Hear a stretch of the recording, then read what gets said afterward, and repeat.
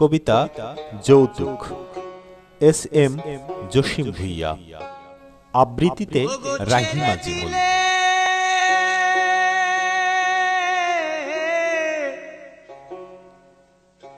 বউ চাও টাকাও চাও, কেমন কথা ভাই? তোমার দেখি লজ্জা শরম বলতে কিছু নাই। নিজের প্রয়োজনেই যাকে আনছো তোমার ঘরে, যৌতুক দেয়া লাগবে কেন সেই বিয়ের তরে? পুরুষ রূপে জন্মে তোমার একই বাহাদুরি, তুমি বুঝি লাট সাহেব আর পসাদ্রব্য নারী? দেহের ক্ষুধা মনের ক্ষুধা সমান দুজন নারী, তবে কেন বিয়ের জন্য যৌতুক দিবে নারী? যৌতুক নেয়া মানে হলো বইয়ের কেনা গোলাম, পান থেকে চুন খসলেই এই বাপের বাড়ি গেলাম।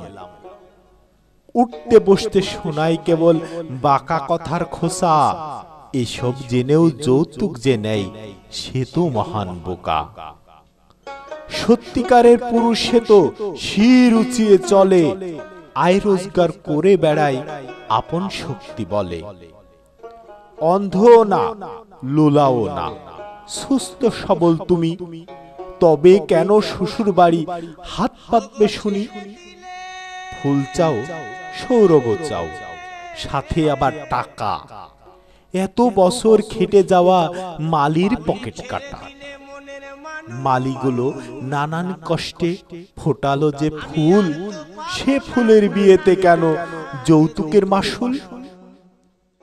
ধর্ম বলো সমাজ বলো সব মতে তা পাপ, যৌতুক নেয়া ঘৃণিত কাজ, চরম অপরাধ।